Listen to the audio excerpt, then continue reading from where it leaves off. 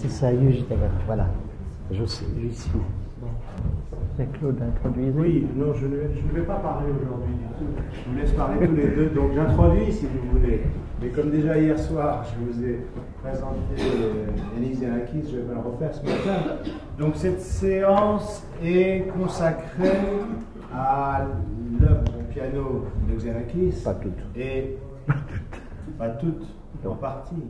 Et oui, c'est ce qu'il va faire. Eh bien, Voilà. oui. Et notamment à l'écoute d'Evry Ali, que l'un ou l'une d'entre vous a travaillé. Oui, Yuri. Voilà, vous êtes l'interprète d'Evry Ali. Donc, ce que l'on propose, c'est, vous allez jouer Evry Ali, Claude Elfer et le compositeur vont commenter. Et puis ensuite, eh bien, à partir de là, je pense que tu pourras nous donner quelques informations sur la façon dont tu as abordé l'écriture pour piano, et puis répondre à ce sujet aux questions qui te seront posées. Oui. Tu es d'accord sur cette façon de voir? Oui, si je peux répondre. Oui. Je suis sûr que tu pourras. Merci, Claude. Voilà. Est-ce que tu peux nous rappeler quand tu as écrit Evry Ali, Yanis? Evry Ali, c'est marqué là. Non, justement, c'est Hermann. Ah, Evry Ali, je l'ai écrit. 73, je crois. C'est possible, oui. C'était pour Marie-Françoise Buquet, c'est C'est ça? pour Marie-Françoise Buquet. Vous entendez bien, là? Qu'il avait créé à New York, je crois. C'est ça. Est-ce qu'il faut utiliser ça ou pas? C'est mieux. Pas. Ah non, c'est pas la peine parce que vous avez... Mais oui, justement. On a une cravate. D'accord. Bon, alors je crois que nous allons écouter, c'est une des étudiantes qui a travaillé pour le stage, spécialement Evry Ali, et qui va nous le jouer maintenant. Good.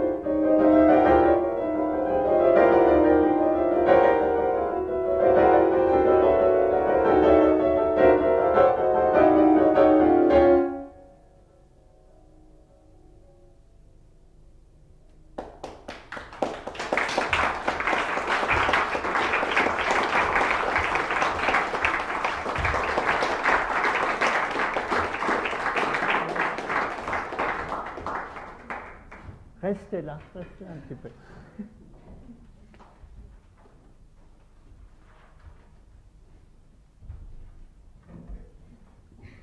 Alors Yanis, qu'est-ce que tu dis? Qu'est-ce que je dis? Oui. Rien. Quoi tu le... Elle a très bien joué. Ah bon. J'attendais ça quand même. Bravo. Bon, et parce que moi j'avais pensé Comment elle s'appelle? Yuri Morimoto. Morimoto. Morimoto Yuri. Elle est venue travailler à Paris depuis le mois de mai. Oui, je l'avais fait travailler à Osaka en septembre dernier, et puis je ne lui ai pas trop déplu, puisque Elle est revenue te retrouver. elle est revenue me retrouver à Paris. Elle a demandé à venir au centre à Kant, et elle n'avait pas encore joué, elle a préparé ça uniquement au centre à Kant. Alors j'avais pensé, pour vous éclairer un peu sur cette œuvre, vous dire ce que j'avais essayé de lui expliquer quand elle a commencé à travailler. Vous l'aviez travaillé avant, ici. Non? Eh bien, écoutez, encore plus bravo. Encore plus bravo. J'ai essayé de lui expliquer les éléments principaux qu'il y avait dans Evryali. Alors donc, Evryali...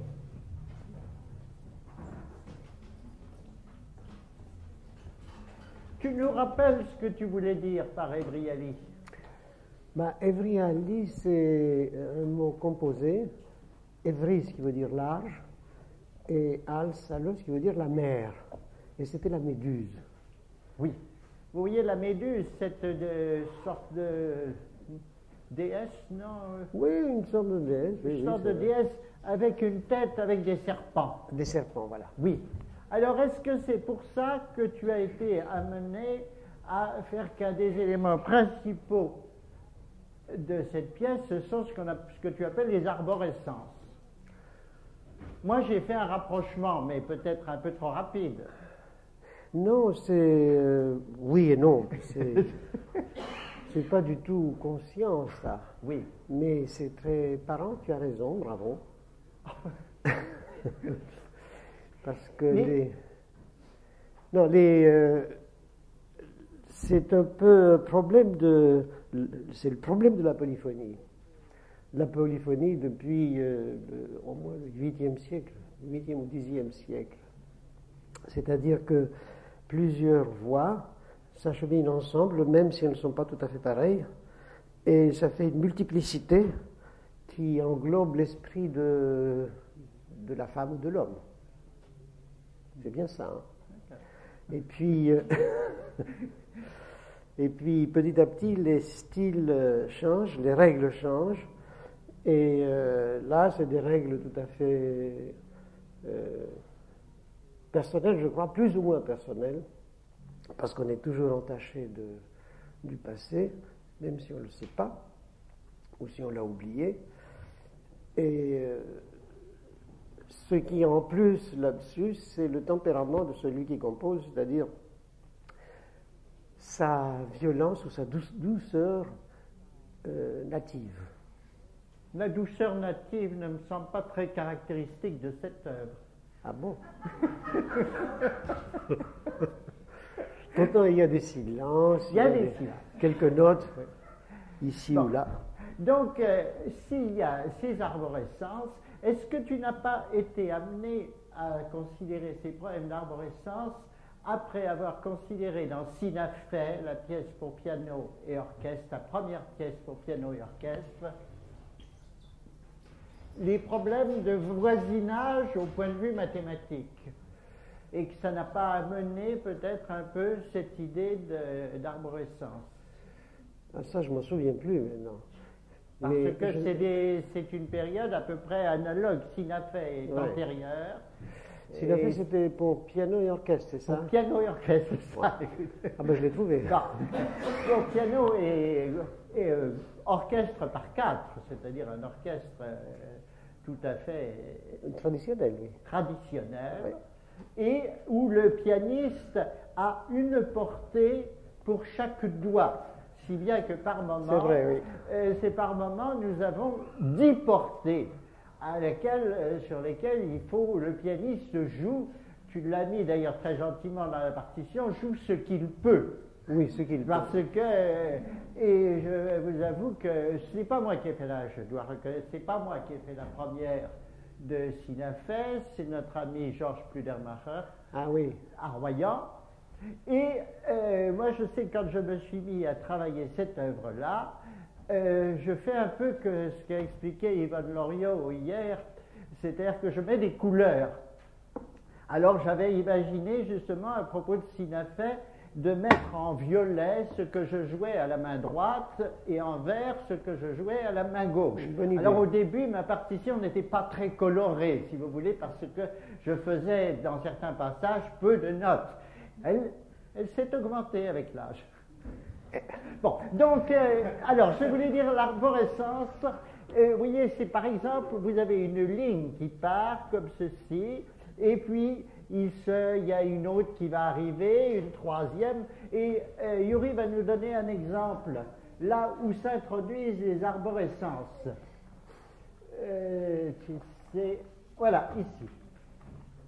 Vous faites d'abord une seule voix, hein, une seule voix.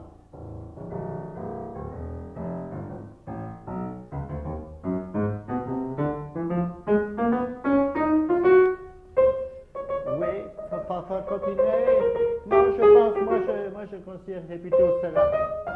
Et puis si ça reste, hein, vous voyez, bon, là voilà ma voix, hein, c'est celle-là, mettons.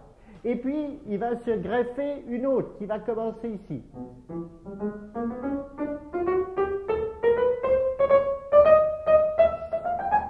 Etc.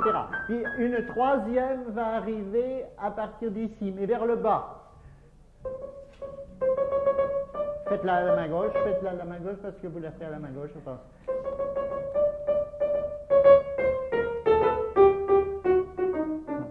D'accord, maintenant faites les trois ensemble au début, qu'on voit bien que vous entendiez bien.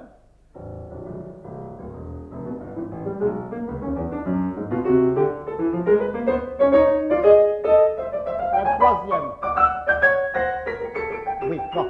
Alors, là, ça va, elle se débrouille très bien, mais à partir du moment où il y en a 5 ou 6, vous comprenez qu'on doit jouer à ce moment-là nous n'avons que 2 mains. Et on joue sur 4 registres à peu près. Alors, là, tu ne regardes plus ce que nous faisons, puisque nous sommes amenés à trouver des solutions. Je crois que tu n'aimes pas qu'on impose une solution, et moi, je demande à mes étudiants de trouver une solution qui essaie de rendre compte je ne dis pas des 6 voix, parce que je crois qu'il y a un moment où on a 1, 2, 3, 4, 5 voix. Hein. Nous avons 5 voix au maximum, et il faut qu'on rende compte de tout. Voilà, donc ces arborescences, vous les avez entendues, elles arrivent à peu près à la fin, au premier tiers, ça arrive à la fin du premier tiers de l'œuvre à peu près. Hein. Et il y a d'autres éléments qui interviennent. Alors ça, c'est arborescence. Contredis-moi, Yanis, hein, si tu n'es pas arborescence. Maintenant, il y a les blocs. Vous avez remarqué ces blocs de 5, 6 sons répétés. Vous allez nous en faire un, je sais pas, celui-là par exemple, très très fort. Oui,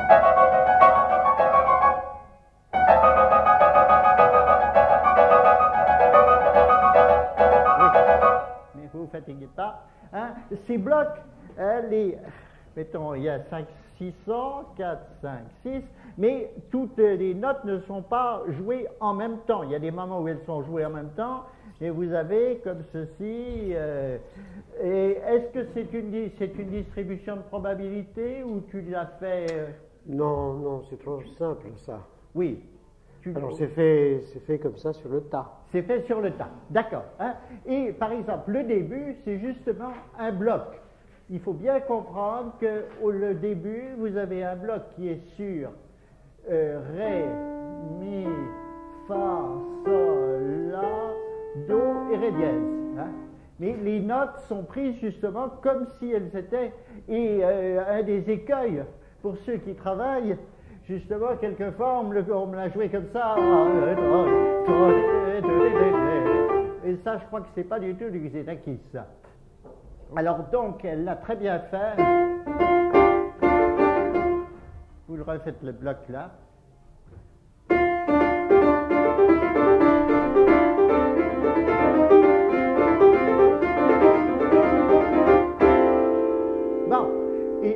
Un autre élément qui intervient à ce moment-là, ce sont des points.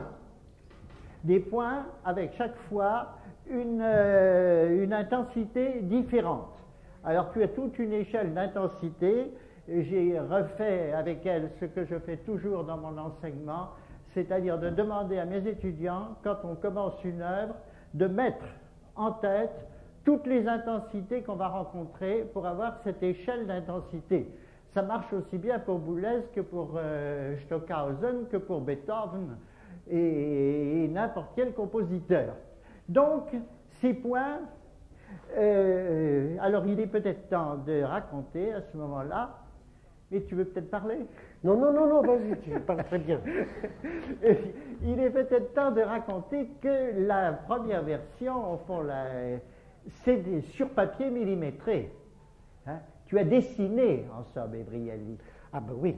Ah ben oui, d'accord. Donc tu as dessiné Evriali, et après c'était sur papier millimétré. Donc vous voyez à ce moment-là les points qui s'établissent comme ceci, et tu as mis des lignes pour indiquer les mêmes intensités. Et à ce propos, tu me permettras de raconter une petite anecdote. C'est quand tu as écrit pour moi Ericton pour piano et orchestre dont j'ai joué la première en mai 1974 exactement, c'est donc cette période. J'avoue qu'en janvier, je n'avais toujours aucune partition, rien du tout. En février non plus. Qu'en mars, je ne dis pas un peu écœuré, je suis parti un petit peu faire de ski de fond, et que finalement je suis revenu en me disant il faut quand même faire le presser un peu. Alors j'ai téléphoné à ton épouse qui m'a dit oui c'est fini, mais il faut que tu le presses. Ah bon. Alors j'ai pris rendez-vous, je suis arrivé au studio. Et j'ai dit, où est la partition? Et Yanis m'a tendu 12 pages de papier millimétré en me disant, voilà la partition. Et il fallait encore l'écrire. C'est vrai. Mais il faut que j'explique pourquoi le papier millimétré. Le papier millimétré est quelque chose de plus... J'avais d'abord l'expérience de ça en tant qu'architecte et ingénieur. Mais c'est parce que c'est beaucoup plus continu que l'écriture traditionnelle. Dans l'écriture, et puis on voit mieux ce qui se passe d'emblée. C'est-à-dire que c'est une écriture beaucoup plus adaptée à ce qu'on entend. C'est pour ça que j'avais adopté cette écriture sur du papier millimétré en général. Donc pendant un mois, un jour c'est moi qui allais chercher mes 2 feuilles, une autre fois c'est Yanis qui l'amenait, mettons, à la maison de Radio France qui était à côté de moi, et je crois que j'ai eu la partition globale seulement la veille. C'est possible. Mais je t'assure que c'est vrai. Voilà, ça c'est, que vous voyez, les inconvénients de faire des premières auditions. Voilà, nous sommes donc les arborescences, les blocs, les points. Et alors, par exemple, au début, justement, ce qui est très très difficile, c'est que vous avez une opposition entre les points et les blocs. Vous faites ici les points, et tout d'un coup, vous avez un bloc qui s'intercale là-haut, et puis ensuite, vous en avez un ici en partie... en partie moyenne, ensuite un dans la basse. Vous nous montrez un tout petit peu tout ceci, vous faites à partir d'ici, s'il vous plaît.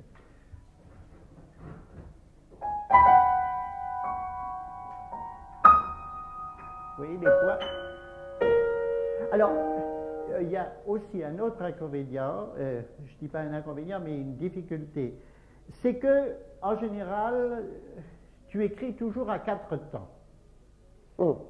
Tu écris toujours à 4 temps. Alors, le danger est de dire, par exemple, 1, 2, 3 et 4, 1, 2. Hein? Mais justement, il faut donner l'impression que c'est comme si ça arrivait par hasard. Et tu as eu un jour cette phrase merveilleuse que je cite toujours. Merci. Je cite toujours. Les bornes kilométriques sur la route ne changent pas le paysage. Voilà. Bon. Donc, vous voyez, les bornes kilométriques, ce sont les barres de mesure. Je pense que Messiaen, d'ailleurs, les barres de mesure ne sont pas des barres qui indiquent des temps. Je crois que cette écriture sans barre de mesure, je ne sais pas qui l'a fait en premier. Est-ce que c'est pas le catalan Mompou ou quelque chose comme ça? Sans barre de mesure? Oui. Non, avec des barres irrégulières ou sans barre de mesure. Oui. Je sais pas. Bon, enfin, lui, Yanis a la solution des barres de mesure. Et il faut faire très attention de ne pas jouer ta ta ta ta ta ta ta ta ta ta ta ta ta ta ta. Et un jour où je jouais comme ça, parce que je ne joue pas immédiatement, je ne joue pas toujours bien, Yanis m'a dit fais des faux accents pour ne pas avoir ta ta ta ta ta ta ta. Ah oui, te contredire, oui. Oui, me contredire. Bon, alors nous avons donc chez arborescence, bloc, point, mélangé, puis il y a un autre élément qui est capital chez Xenakis et qu'on ne souligne jamais assez, c'est le silence. Les silences. Les silences qui sont, il y en a dans cette pièce, il y en a un qui arrive là à la page 8 de 12 secondes. Puis vous en avez 3 ou 4 et dans Herma, ceux qui l'ont entendu l'autre jour auront remarqué que les silences jouent aussi un grand rôle. Et alors ce silence, ce que j'ai essayé d'expliquer à Yuri, c'est qu'il fallait, et ça rejoignait tout à fait ce qu'a dit Yvonne hier, qu'il faut jouer les silences. Hein? Par conséquent, il ne faut pas que pendant ces silences, elle se gratte la tête ou se recoiffe. Et il ne faut pas non plus qu'elle, comme elle l'a fait à un moment, qu'elle batte la mesure pour être sûre de les faire. Mais il faut vraiment se concentrer et être un peu comme le chat, prêt à bondir sur la... Hein, parce que c'est une musique, je crois que Claude l'a dit assez bien hier, il faut, je ne dis pas souffrir, mais... Il faut souffrir. Il faut souffrir, vous voyez, là je ne lui fais pas dire, c'est ton système d'ascèse. Ouais. Ben voilà ce que je lui ai expliqué sur ta musique. Qu'est-ce que tu vois ajouter? Pour la souffrance, c'est important que l'interprète soit aux aguets. C'est-à-dire qu'il s'attende à des défaillances de toutes sortes, mentales ou... Parce que sinon, ça devient quelque chose de calme, comme le dôme paisible, et alors c'est terminé, il n'y a plus de musique.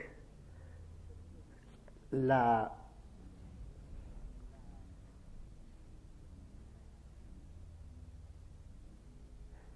ce que je voulais dire, je voulais raconter encore un autre souvenir personnel. Un jour, tu m'as envoyé une cassette de quelqu'un qui avait réalisé Herma sur ordinateur. Ah oui, c'était quoi ça déjà? Ça venait de Hollande, non, c'est pas ça. Bon, en tout cas, il m'a dit, qu'est-ce que tu en penses? Et Herma, alors d'abord, il y avait toutes les notes bien exactes, avec les dynamiques absolument exactes, et bien c'était complètement mort. Eh oui. C'était complètement mort. Il n'y avait plus Herma, et j'ai dit, je préfère mes fausses notes. Non, il faut vous dire que je fais aussi de la musique sur ordinateur. J'ai fait des programmes, j'ai fait tout ça, et des musiques aussi. Mais c'est tout à fait un autre domaine. parce que là, vous impliquez d'abord, l'attente, ça dépend de ce que vous faites. Si c'est pas intéressant, on n'attend pas. On ne l'entend pas, on l'attend pas. On l'oublie, on pense à autre chose. Alors, il faut donc un autre type de tension dans les passages. Tandis qu'en musique instrumentale, il y a ça, bien sûr, mais il y a aussi le jeu de l'interprète, qui fait que la chose n'est pas passive. Elle est chaque fois différente à cause de la personnalité de celui qui fait ça.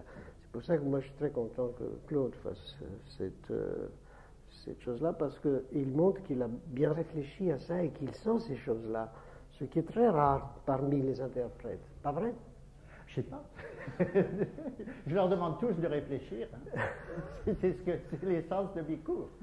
Oui. Non, c'est important ça. Je ne sais pas pourquoi. C'est la nature humaine qui veut ça. Quand on va à la chasse, moi je ne vais pas à la chasse parce que je déteste tuer les animaux, oui, même les cafards.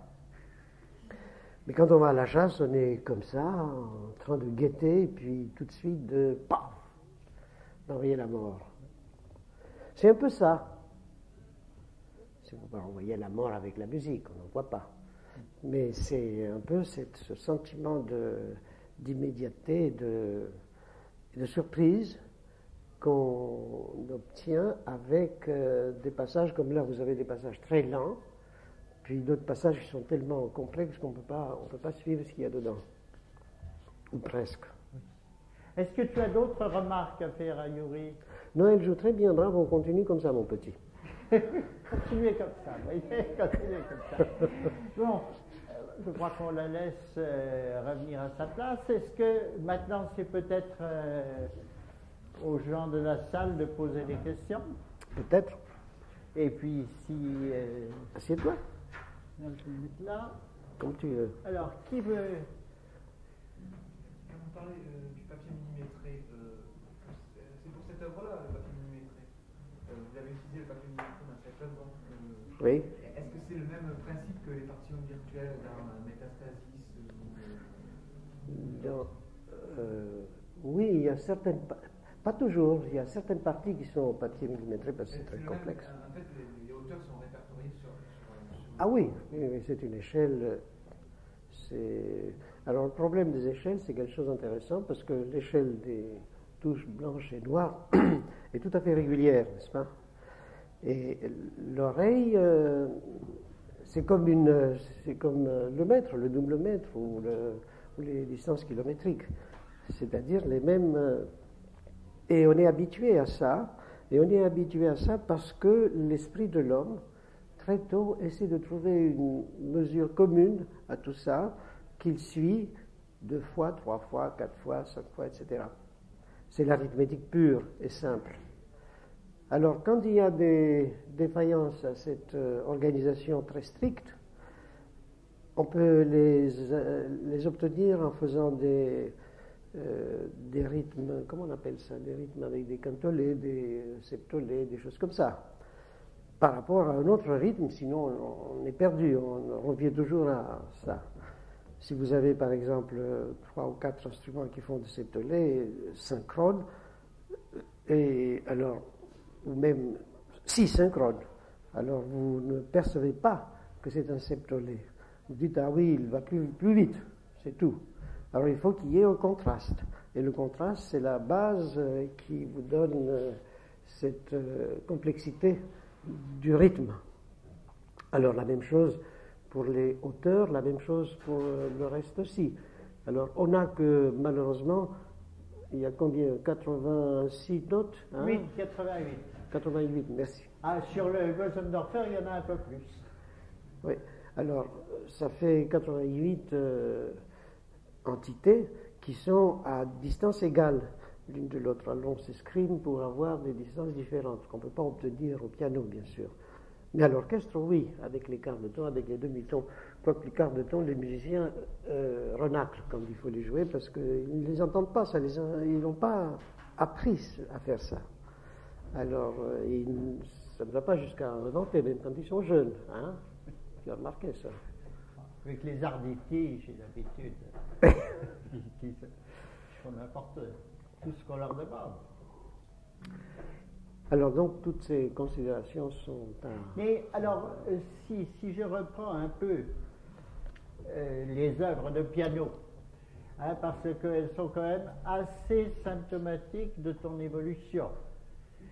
Bon, tu as quand même, la première pièce que tu as écrite pour le piano, c'est Irma. Oui. Bon, ça c'est 1962, ou 61, 62. Déjà, oui. Déjà, comme tu dis. Bon, et là, à ce moment-là, tu ne t'intéresses pas tellement aux échelles. Tu prends les... Oui, les échelles, ça ne compte pas. Enfin, les échelles tu utilises... mélodiques, tu veux dire. Oui, c'est ça, les échelles de son qui se suivent. Oui. Hein, s'il reste du temps, on pourra peut-être un peu... Non, mais les échelles de son qui se suivent, c'est si on appartient à un certain mode de pensée. Oui. Si on est, par exemple, 19e siècle, alors on est très... avec des cadences, avec tout ça, c'est très important, ça. Si on est 12e siècle, 13e siècle, c'est beaucoup moins important. Et puis si on est d'aujourd'hui, alors ça n'a pas d'importance du tout. C'est autre chose qui doit construire la musique. Bon, mais enfin, ce que je voulais dire, c'est que dans Irma, donc, ce sont les ensembles de sons qui t'intéressent à ce moment-là. Tu as écrit à ce moment-là un article, un peu avant, un article qui a été très remarqué dans la revue de Hermann Scherchen. Tu as écrit un article, La crise de la musique sérielle. Ah oui, oui, bon, oui. Ça, c'est quand même quelque chose de capital. Oui, tous les sériels ont été contre moi tout à coup. Oui. Bon, alors, la crise de la musique sérielle, si j'ai bien compris cet article, tu as dit, la musique sérielle demande aux oreilles du public de suivre des lignes, et ce public, cette oreille, ne les entend pas individuellement. Qu'est-ce qu'entend l'oreille? Ce sont des masses de sons. Et tu as fait un peu le même raisonnement qu'ont fait les physiciens comme Boltzmann à la fin du XIXe siècle, quand ils ont dit on connaît de chaque particule à la fois sa position et sa vitesse, mais quand il y a une infinité de particules, on est obligé d'employer la statistique. C'est ça, on est perdu. Bon. Alors donc, ton raisonnement a été, puisqu'il y a des ensembles de sons, on a une théorie des ensembles au point de vue mathématique, pourquoi ne pas l'appliquer? Oui, il a raison, là, c'est ça. Et est-ce que vous connaissez la théorie des ensembles? La gèvre de Boole, c'est assez important. Eh ben, je ne sais pas, je vais encore remontrer un exemple qui est tiré d'Irma.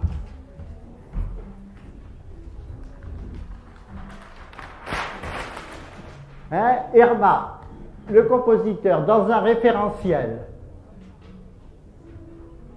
qui a 88 sons, puisqu'il s'agit du piano, va choisir un ensemble A qui contient, je ne me rappelle plus, 27 ou 29 notes. Il va l'exposer, cet ensemble. Et puis il va nous exposer tout ce qui n'est pas A. C'est-à-dire, mettons, la première partie, je vais donner des exemples. Oui? Les mêmes idées d'eux?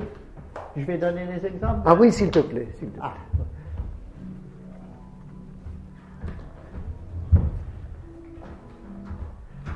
Il y a le Loriot en fond de tableau, là. C'est la pièce de Messiaen qui s'appelle le Loriot. Bon, alors, le compositeur vous expose d'abord le référentiel. Il commence par 12 sons, parce qu'on est encore à la grande période dodécaphonique. 1, 2, 3, 4, 5, 6, 7, 8, 9, 10, 11, 12. Et après, et au début, vous remarquez que ces sons sont isochrones. 1, 2, 3, 4, 1, 2. absolument isochrone. Et puis, alors ça, à partir de là, tu emploies les probabilités, tu emploies une distribution de probabilités, et pour nous, ça devient un peu plus compliqué. Alors, je commence pianissimo. Vous voyez, ça se complique.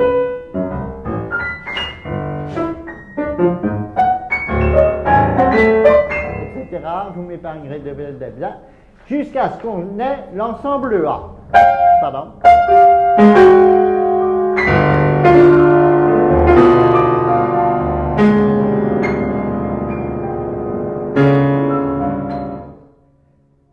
Où se mêlent, s'opposent des points et des nuages. Tout à l'heure, je vous avais dit s'opposent des points et des blocs. Ici, c'est des points et des nuages. Puis ensuite, vous allez avoir tous les sons qui ne sont pas A. Alors, ça en fait beaucoup.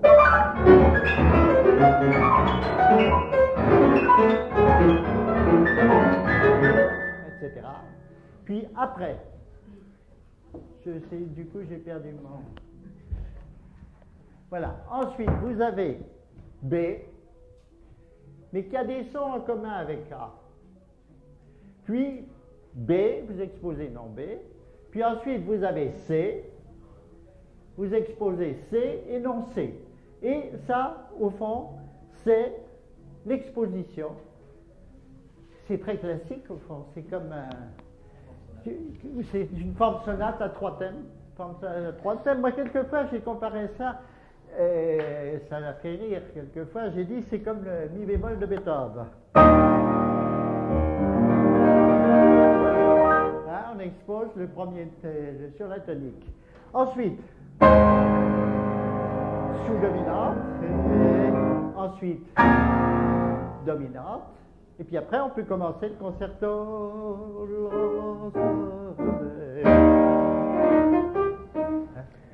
Oui, mais il faut dire que ces formes sont des formes traditionnelles très anciennes. Travailler avec des ensembles de trucs, et puis les combiner de cette façon-là ou autrement. Mais enfin, A, B, C, c'est correct. Il peut y avoir D, il peut y avoir E aussi. Oui. Enfin, là, tu as fait A, B, C. Alors, on arrive donc, après cette exposition, alors là où tu as fait quelque chose de très curieux, et tu m'as dit que c'est involontaire, c'est que ça tombe exactement à la section d'or. Ah oui, c'est involontaire, ça? Tu m'as dit que tu n'as pas calculé... Enfin, en tout cas, au point de vue des durées, c'est exactement la section d'or. Vous savez ce que c'est que la section d'or? Tout le monde sait, je rappelle, c'est quand même la A sur B égale B sur A plus B. Hein, j'en ai beaucoup parlé, vous avez ça dans Bartók, mais vous l'a même dans Haydn. Dans Bartók, dans Stockhausen, mais dans l'architecture, je pense que l'architecture... Oh, c'est de l'Antiquité, ça. Dans la sculpture. Dans la sculpture, mais aussi dans la botanique, dans les pommes de pin, des choses. Et même au point de vue mathématique, ça joue un grand rôle. Oui. Bon, donc ça fait quelque chose que... Enfin, ça fait exactement 0,618, et on obtient des approximations avec la série de Fibonacci, que j'ai exposé plusieurs fois quand je vous ai parlé de Bartók et de Stockhausen. Alors, maintenant, le développement va viser, par une suite de transformations, à obtenir les parties assurées.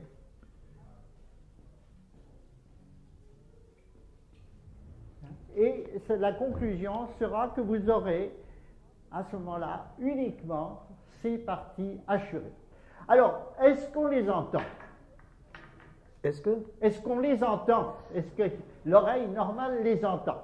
Alors moi, je m'amuse quelquefois à raconter quelque chose que m'a transmis, c'était Mianovici qui m'avait transmis ça. Un jour, Klemperer était à... Le clarinettiste se trompe, joue en si bémol au lieu de jouer en la. Ou réciproquement, je ne peux pas vous dire. C'est ce qui est arrivé à Darius Milhaud dans les répétitions du Pierrot lunaire. C'est très difficile à entendre. Et il s'en aperçoit, mettons au bout de 10 minutes, et se retourne furieux vers Schoenberg en lui disant « Est-ce que vous aviez entendu ?» Schoenberg répond « Non, mais mes petits-enfants entendront. Alors quand on me demande si j'entends les ensembles de Xenakis, je réponds pas vraiment, mais les arrière-petits-enfants de mes arrière-petits-enfants entendront. Oui, donc voilà, donc vous voyez que ça, à ce moment-là, tu fais appel à l'audition de masse. C'est-à-dire que vous entendez, et tu emploies très justement la notion de nuage. Tu opposes d'ailleurs sur le plan des intensités qui, elles, ne sont pas calculées, qui sont faites pour qu'on entende, pour qu'on les entende justement. Vous remarquez, là, quand je vous ai joué A, il y a des notes que j'ai spécialement faites fort.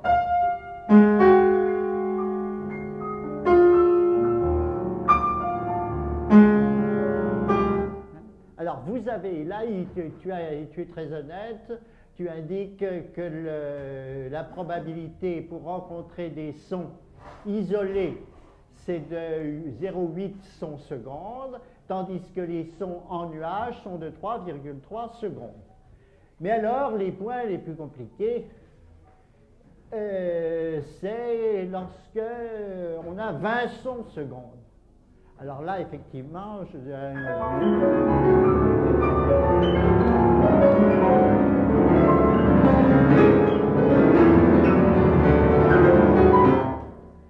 Alors là, effectivement, je ne dis pas que je vous fais pas quelques fausses notes, mais j'essaie en tout cas de respecter le moment où, à partir d'un moment,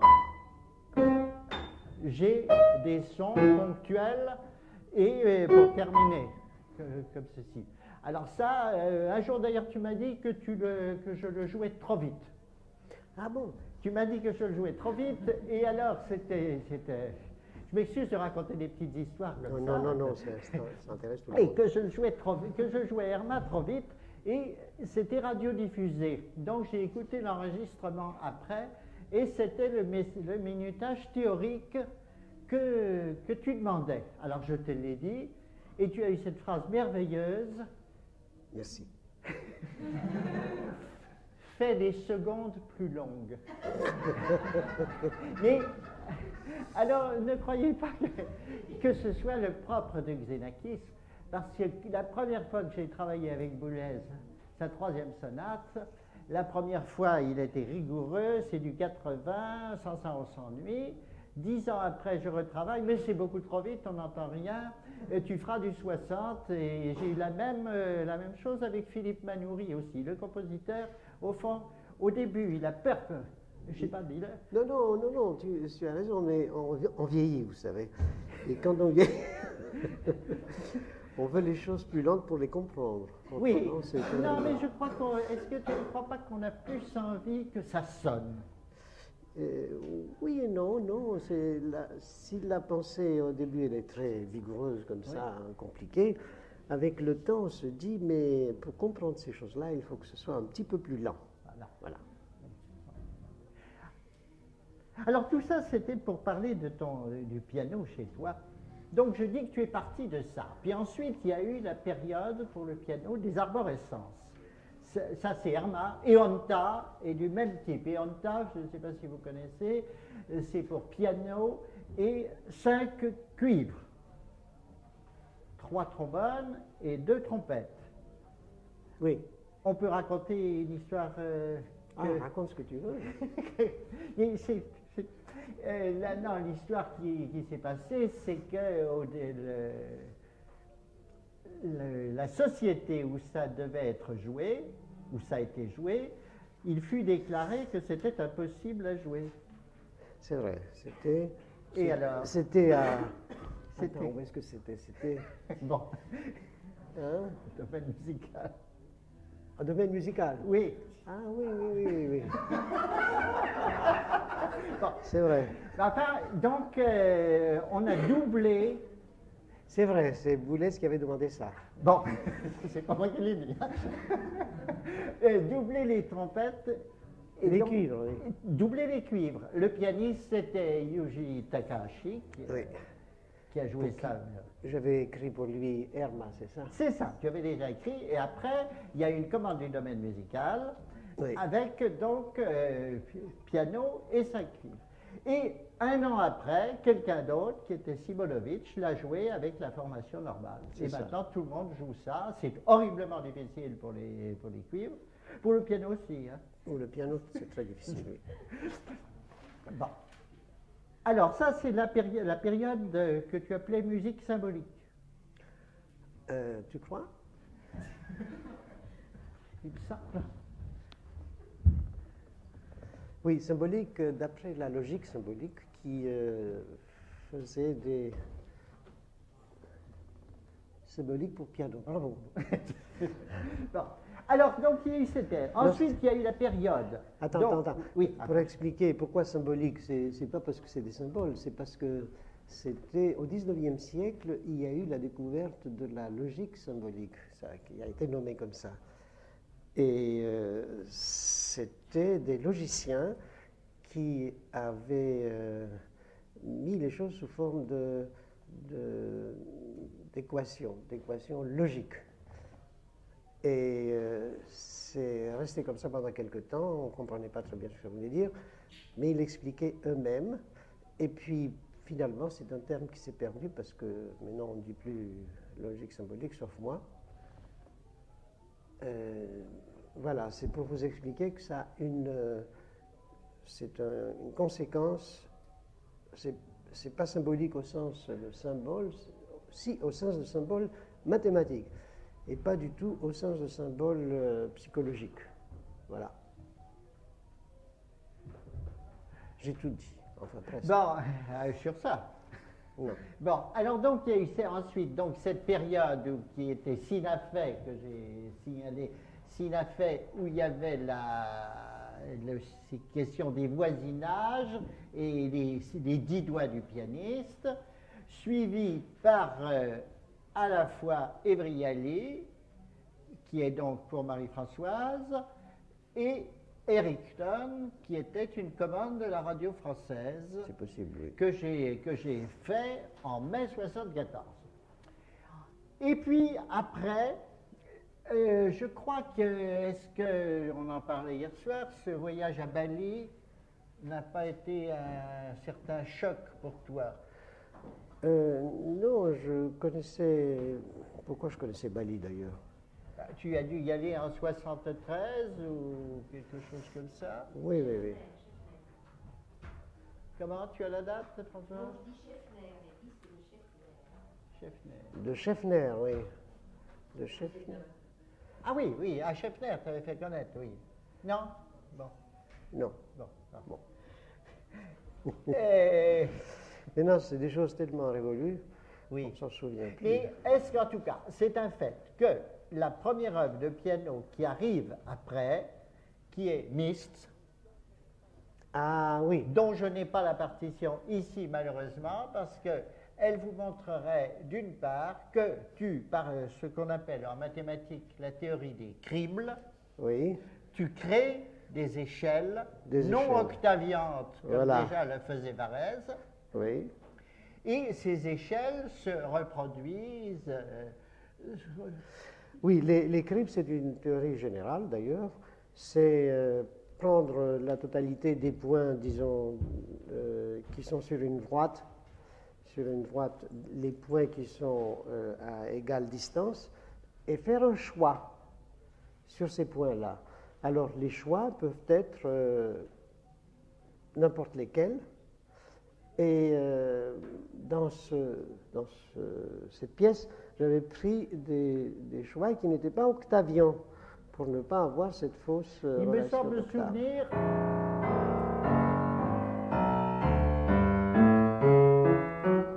Je me rappelle qu'il commence comme ça. Oui, ça c'est quelle pièce? Mist. Ah oui, c'est ça. Alors,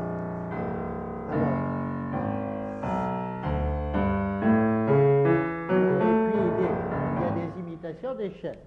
j'avais écrit ça pour Pour Woodward. Woodward, l'Australien, oui, qui est un pianiste remarquable. Il vivait en Pologne. Pourquoi il vivait en Pologne d'ailleurs, je ne sais pas. Ben, il avait Pianiste reçu une bourse mystérieux. là-bas. Puis après, il a été en Angleterre, et puis après, il est revenu en Australie, et puis il faisait des va-et-vient. Oui. Mais c'est un pianiste vraiment remarquable. Et tu as écrit aussi pour lui Kekrops pour piano et orchestre. Pour piano et orchestre, oui. Bon, mais ce qui me frappe dans Mist, c'est justement d'abord cet emploi des échelles qui est employé soit de façon linéaire, avec imitation, renversement, déplacement d'échelle, et puis à partir d'un certain moment, s'y opposent des arborescences, et puis tu reprends cette échelle, mais en la traitant comme dans Zerma, avec des probabilités. C'est-à-dire que les sons ne sont plus placés de façon linéaire, mais je regrette de ne pas avoir amené la partition ici, j'aurais pu vous donner quelques exemples. C'est vrai. Et alors, en plus, ce qui commence à compliquer la situation, et qui est très analogue à ce qu'a expliqué Silvio Gualda hier soir, vous avez justement les superpositions rythmiques. Alors, à partir de quand as-tu fait les superpositions rythmiques? Est-ce que c'est à partir des Pléiades? Ou avant? Ou déjà? C'est-à-dire donc, je ne sais pas, Alors, les superpositions rythmiques, on en avait déjà rencontré, mais sur des points isolés. Et dans les Klavierstücks, spécialement dès la première Klavierstück de Stockhausen, qui n'a pas été écrite en premier, dès la deuxième, donc qui a été écrite en premier, dans la première Klavierstück de Stockhausen, vous avez 11, ici un 5-4 au départ, vous avez un 11 pour 10, et puis à partir d'ici, un 7 pour 5. J'en oublie peut-être un. Non, c'est ça, je crois. C'est ça. Bon, d'accord. 11 pour 10, 7 pour 5. Mais alors, pour Yanis, vous avez 4 voix. Mettons 4 voix. Il y en a une qui fait 7, l'autre qui fait 6, celle-là qui va faire 3, celle-là qui va faire 5. Mais les points ne coïncident pas. Ça devient d'une complexité. Vous en avez entendu un exemple hier dans les claviers des Pléiades. Et puis, quand vous aviez ces grandes montées, aucun instrument n'était isochrone. Hein, je n'ai pas vu la partition, donc il y a peut-être des gens ici qui se souviennent. Il devait y avoir les chiffres 7. Non, dans Irma, il n'y a rien. Non, je sais. Voilà. Bon. Donc, c'est cette évolution. Et alors, il y a une dernière pièce très courte qui doit dater,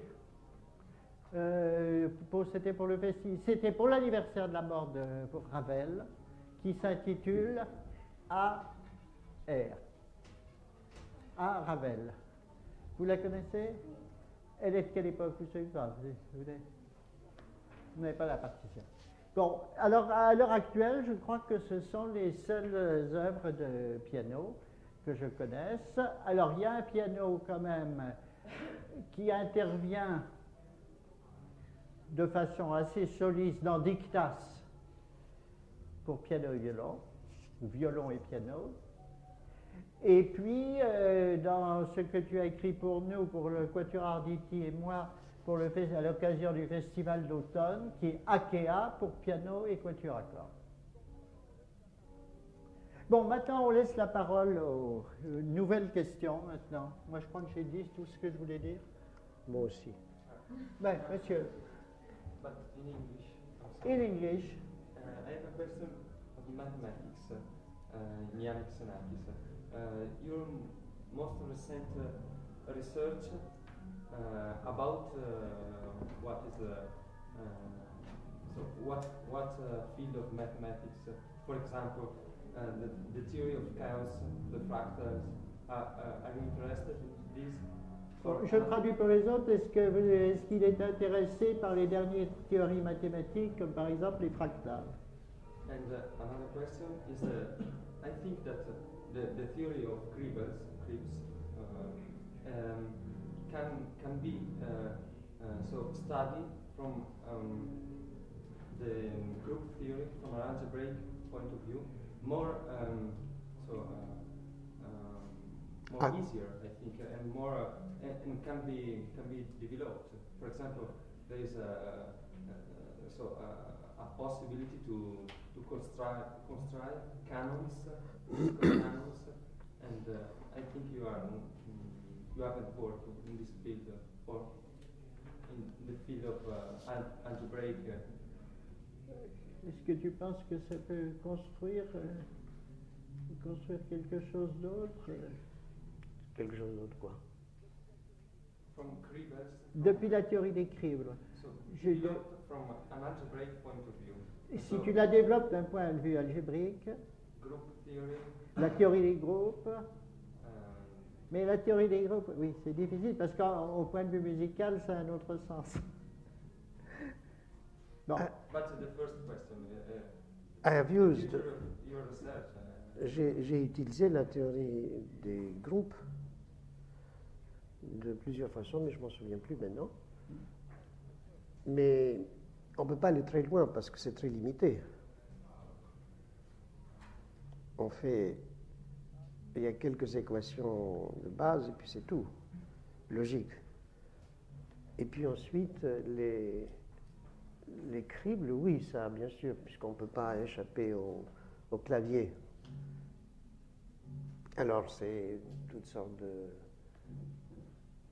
de façons de sélectionner les notes qui appartiennent à des cribles qu'on a définis d'avance, éventuellement, ou qu'on trouve par la suite en travaillant.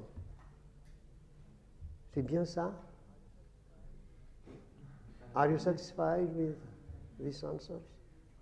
And for the chaos and Et les fractales, tu t'es Les intéressé aux fractals. Les fractales, non, parce que j'ai eu une discussion avec Mandelbrot, c'était à Berlin, il y a quelques années. Mandelbrot, c'est l'inventeur du fractal. Alors, on ne peut pas faire grand-chose avec ça, même si il y a eu des gens, aux États-Unis surtout, qui ont essayé de faire avec des fractales, d'aller un peu plus loin. Mais c'est resté toujours en plan. C'est-à-dire c'est très limité. Pourquoi? Parce que c'est une façon de définir les nombres et puis ensuite d'augmenter. Ce qui est plus intéressant, mais ça c'est pas du domaine de la musique, c'est de faire des ensembles qui sont ordonnés d'une certaine façon, générés par les fractales. Mais ça c'est plus... Et puis de notre côté, quand on est musicien, on peut prendre dans un domaine mathématique ou même physique des façons de faire, mais après si on reste là, c'est comme si on était amputé de quoi? De l'intelligence, d'intelligence musicale. C'est comme si on devait suivre, ce que j'ai fait aussi d'ailleurs, mais c'est plutôt rare, hein. Je ne sais plus dans quoi j'ai fait ça. Mais c'est plutôt rare, c'est-à-dire vous prenez un système et vous l'utilisez jusqu'à la fin, depuis le début jusqu'à la fin du système et puis de la musique aussi. ST41 par exemple? Dans quoi? ST41? ST41, oui, c'est ça, c'est avec des probabilités. Là, c'est un peu différent parce que les probabilités, c'est quelque chose qui tout le temps vous semble bizarre. Mais ça dépend comment vous les utilisez. Si vous faites un jeu de pile ou face, il y a deux façons, A et B par exemple. Et ça ne tombe pas toujours A, B, A, B, A, B, A. Ça devient des longueurs plus ou moins différentes. Mais si vous avez une distribution plus complexe, alors cette distribution-là, sur une ligne, 2 points sur ligne par exemple, vous ne la sentez pas comme ça, elle vous paraît... Quoi qu'il faut faire attention là aussi, parce que des petites différences ressemblent à l'oreille comme si c'était la même chose. Et quand c'est la même chose, alors ça perd son intérêt. Il faut que les distances soient égales, différentes. C'est pour ça que la série Fibonacci est intéressante, parce que c'est la série de la section d'or qui est depuis l'Antiquité connue, Fibonacci a repris ça avec des nombres naturels. 1, 2, 3, 5, 8, etc. 21, 34, Vous faites une 55, série, ça s'appelle une série Fibonacci, avec les entiers. Mais la série de la section d'or est quelque chose qui est connu depuis l'Antiquité. Il y a eu même des sculptures qui ont été faites avec c'était les Athéniens, je crois, qui avaient fait ça au 5e siècle avant l'ère chrétienne. Et c'était connu, la section, pourquoi on l'appelait la section d'or, ça c'est une chose, ça vient du pythagorisme ou quelque chose comme ça, du sud de l'Italie.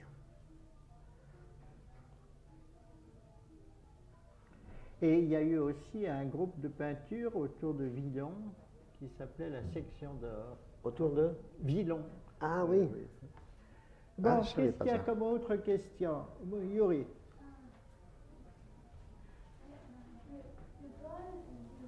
Plus fort, plus fort. Ce soir, votre question est vraiment esthétique pour moi. Oui. Bon, dites-le, Mazarin.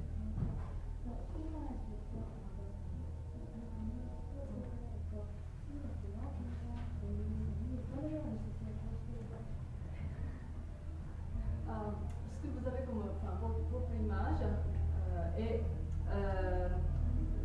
la mathématique. Comment vous réussissez de vivre les deux choses ensemble? Mathématiques et musique. Comment je fais ça? Oui, parce que vous avez bien réussi. Enfin, comment vous arrivez à... Qu'est-ce qu'elle a dit là? Et comment tu arrives tu utilises les mathématiques, tu es musicien, comment ça se... Oui, comment ça marche? Ça s'intègre. Comment ça s'intègre? Eh bien, il faut de la patience, hein, il faut beaucoup de travail, des années, et petit à petit, l'un passe dans l'autre comme ça. Et puis ça devient, puis après ça se liquéfie aussi. C'est celui qui...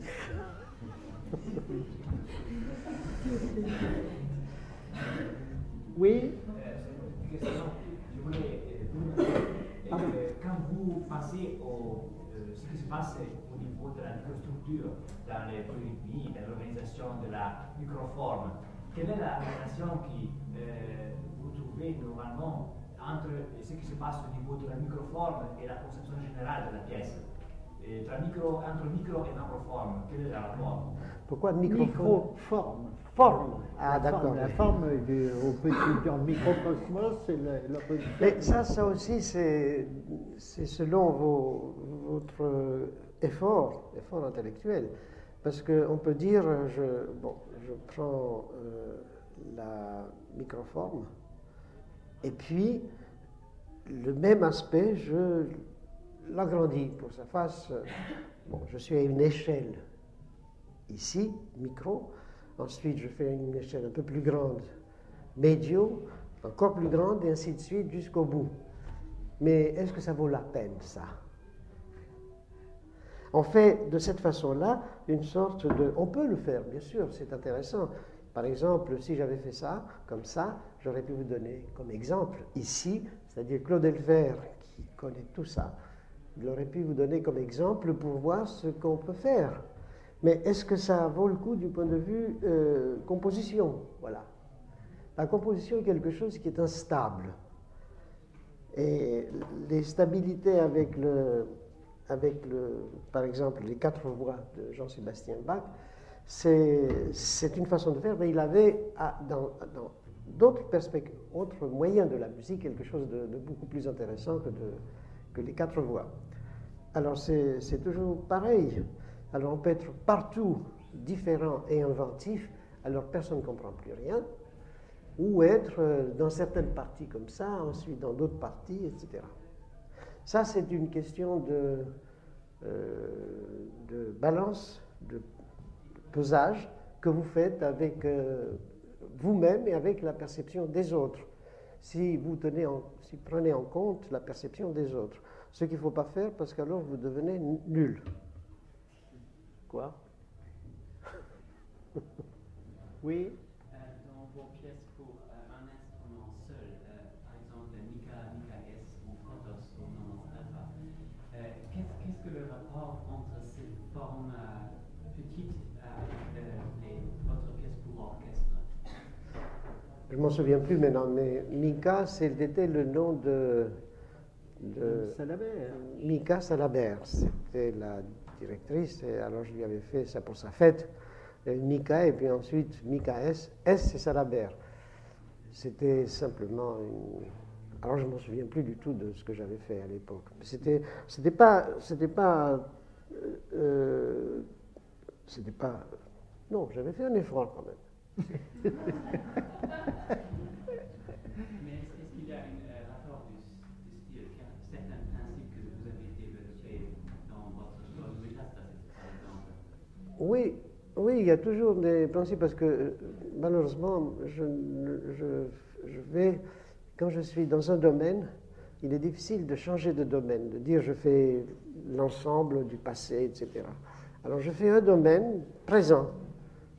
Et ensuite, je passe petit à petit à un autre domaine présent qui peut avoir des différences avec l'autre, mais ce n'est pas une synthèse, c'est ça que je veux dire. Parfois, ça ressemble à une synthèse, mais ce n'est pas toujours la même. C'est quoi? Je voulais vous conseiller d'être à chaque fois tout à fait indépendant des choses précédentes que vous avez faites. Ceux qui composent et ceux qui jouent aussi d'ailleurs.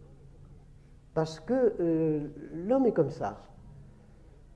Vous marchez dans la nature et la nature change, vous oubliez ce qu'était la nature d'avant, sauf si vous êtes un spécialiste, c'est-à-dire si vous êtes et vous dites, oui, cet arbre-là qui n'existait pas dans l'autre forêt a des feuilles comme ça, tandis que l'arbre précédent avait des feuilles comme ça. Vous passez dans une autre forêt qui a des arbres différents, ça c'est pour le passage du temps à travers les millénaires, bien sûr.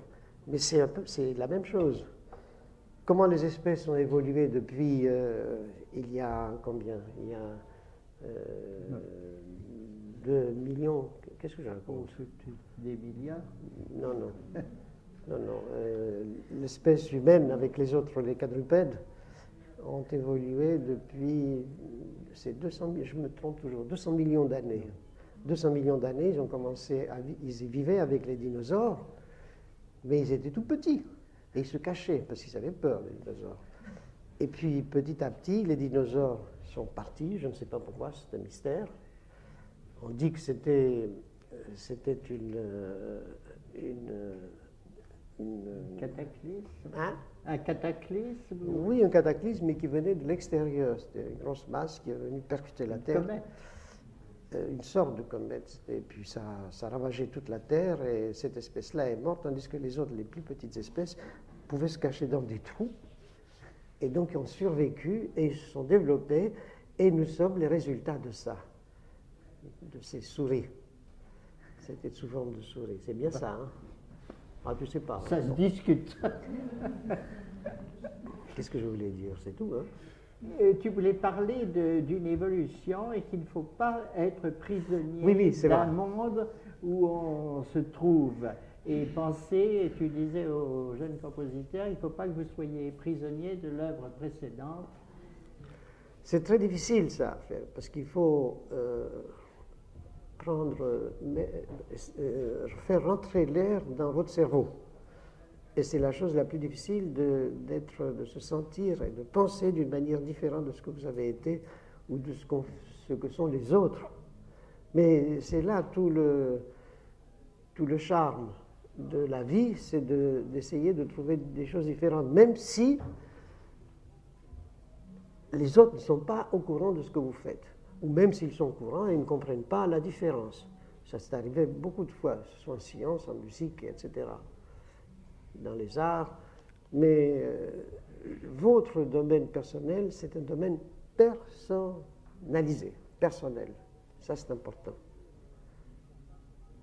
Il ne faut pas dire je fais ça parce qu'un tel, même si vous ne le dites pas, vous pouvez le penser, si un tel accepterait plus facilement cette version, ou si un tel comprendrait, quelqu'un de bien, bien sûr, comprendrait ce que j'ai fait. Non, ce n'est pas ça.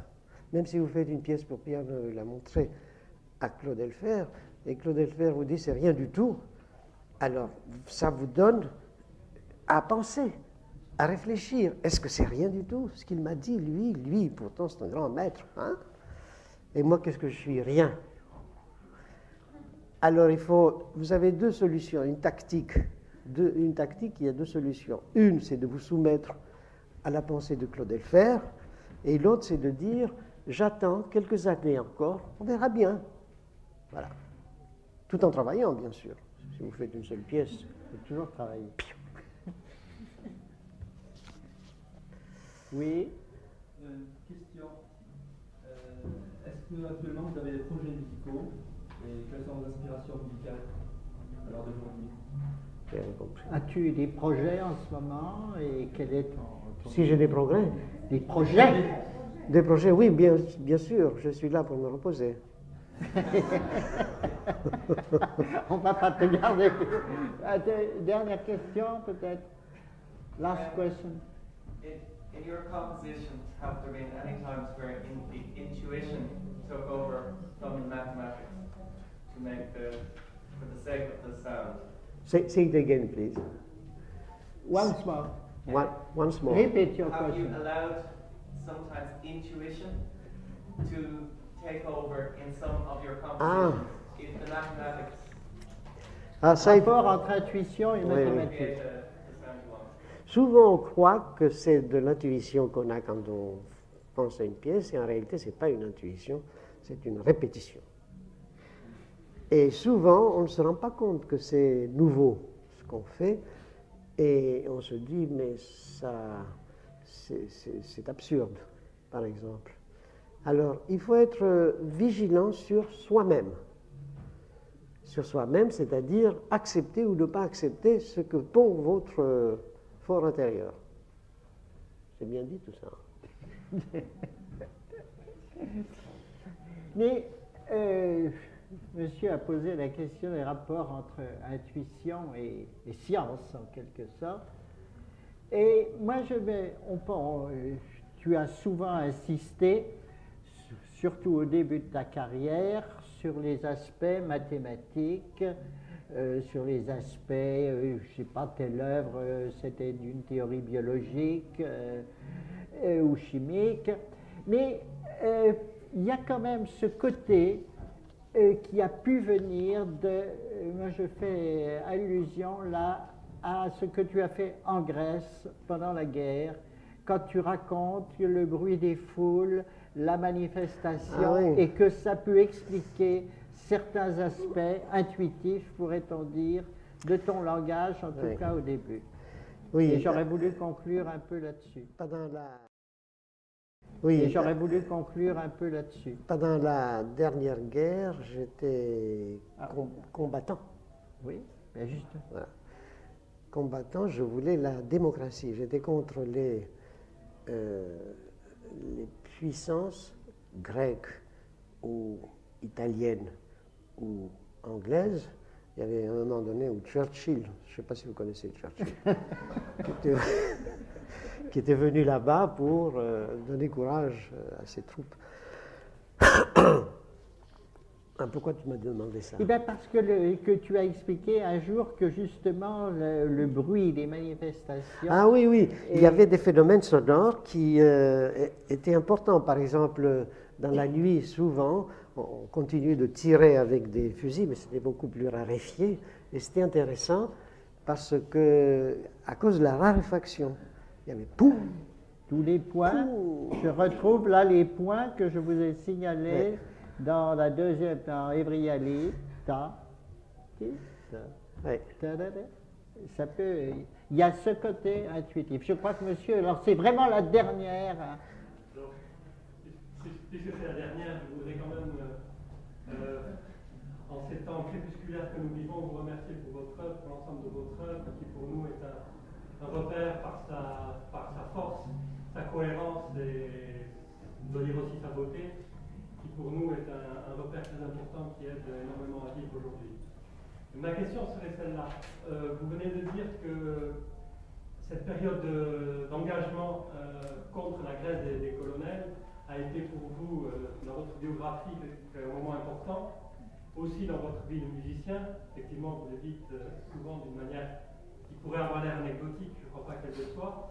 Est-ce qu'on peut dire que votre carrière de compositeur est finalement une succession logique par rapport à cet engagement au premier rang des manifestations contre la Grèce des colonels?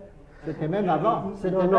La Grèce des colonels, je n'ai pas connu. Hein. Oui. C'est la Grèce de l'occupation allemande. De l'occupation, oui. Est-ce qu'on peut dire de vous que vous êtes un compositeur engagé? Ah ben non, non, hein. Quoi?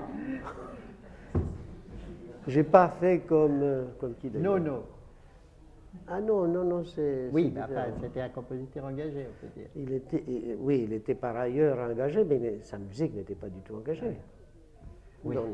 Enfin, ça, non, vous savez, ce qu'on fait dans la vie avec son corps n'est pas la même chose que ce qu'on pense. On peut penser de manière tout à fait différente.